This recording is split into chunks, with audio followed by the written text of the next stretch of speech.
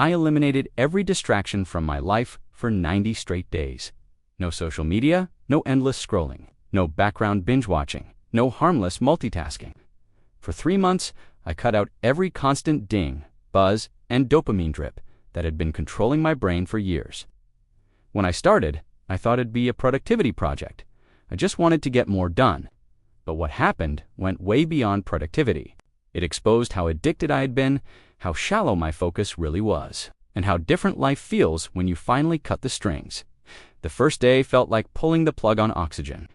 I deleted every app that wasn't essential.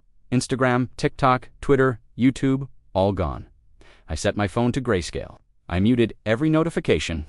I built a distraction-proof zone in my room, no TV, no second screen, no clutter to play with. And then I sat there in the silence. Within an hour, my brain panicked. My hand reached for my pocket every few minutes. Phantom vibration syndrome tricking me. I realized instantly, distraction isn't outside, it's inside. My brain had been rewired to need constant novelty. The first week was withdrawal, like quitting sugar, but worse. Silence felt unbearable. My thoughts screamed louder when I didn't have noise to drown them out. Emails tempted me. YouTube autoplay whispered from memory. I'd open my phone just to stare blankly at the empty home screen. That's when the reality hit. We are all addicts. Our drug isn't substance, it's stimulation, and cutting it felt like detox. By week 2, the withdrawals became revelations. I caught myself trying to escape discomfort with fake micro-distractions. Washing dishes, I'd hum random songs, drum my fingers. Cooking, I'd find myself reaching for podcasts. Even showering, I wanted background noise. How deep the disorder went. I wasn't just uncomfortable without distractions. I was terrified of being alone with my mind, but pushing through taught me something incredible. Around day 12, I sat in silence. No input, just me. For the first time in years, I felt an old friend return. Boredom, pure, raw boredom. The thing we run from like fire. But then something beautiful happened. Boredom gave birth to ideas.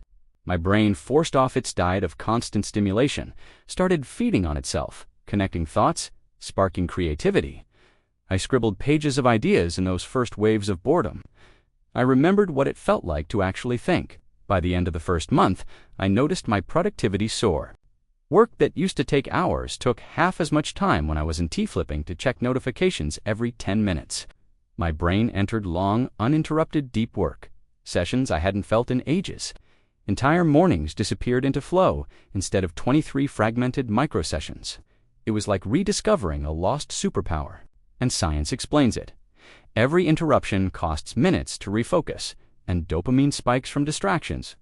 Lower baseline motivation, removing them, reverses the chaos.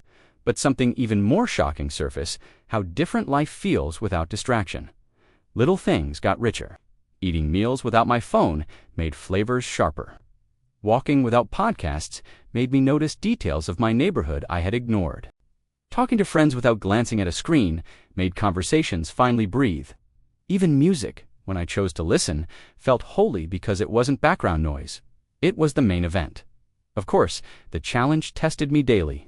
Around week 5, loneliness punched harder. Without pings of social media, without constant drip feeds of external validation, I felt invisible.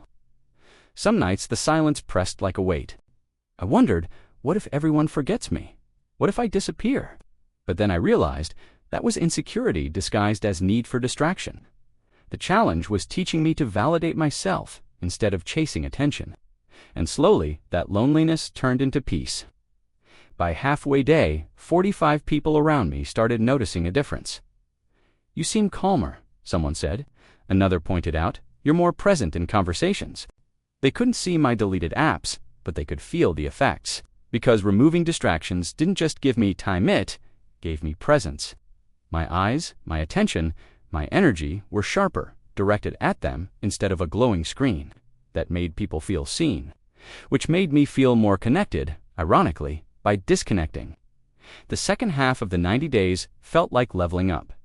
My schedule wasn't bloated with wasted time anymore. I created like never before.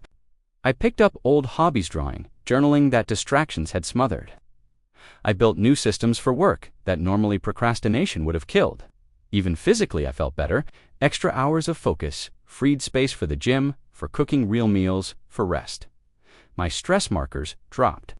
Sleep improved because late-night frantic scrolling no longer existed. My brain recalibrated. But here's a twist. By day 70, I noticed distractions aren't evil on their own. They're tools. What's toxic is when you don't control them, they control you. After 2 months without them, I could reintroduce a little music, a little entertainment, and enjoy it like dessert instead of diet. A 15-minute video felt refreshing, not endless. That restraint flipped the relationships. Suddenly, I was in charge. By day 85, I felt like a different human being. My baseline mood was calmer. My baseline focus was stronger. Ideas flowed faster. And here's the biggest, strangest discovery. When you cut distractions, time expands. 90 days felt not like 3 months it felt longer, fuller, richer. Without bleeding hours into scroll blackouts, I experienced more per day. For the first time, life felt properly wide. Day 90 arrived like quietly crossing a finish line. Waking up that morning, I didn't feel frantic about what to kutai, just felt normal. Distraction was no longer hunger in my bones. And I realized I didn't want to go back. The old me had spent years hijacked by everything shiny outside. This new me finally felt at home inside. So here's what eliminating distractions for 90 days really taught me. First, you are an addictant. The drug is stimulation. Once you see that truth, everything changes. Second, boredom is a gift. Those empty spaces you flee from, they're the soil where creativity, peace, and self-trust grow. Third, deep focus isn't going to move, just buried it. Strip distractions, and it roars back like fire. And finally, time isn't the problem. Attention is manage attention, and 90 days can feel like a lifetime lived fully. At the beginning, I thought this challenge would just give me extra productivity. The shocking result was that it gave me back myself. In a world loud with distractions, silence isn't empty. It's full of everything you had been too busy to notice. And once you taste life without distraction, you realize the scariest part. ESNT, losing stimulation ES, realizing how much of your life you already traded away without even knowing it. 90 days without distraction changed me forever. Because distractions steal minutes, but focus, presence, and clarity give you life. And that trade was insane.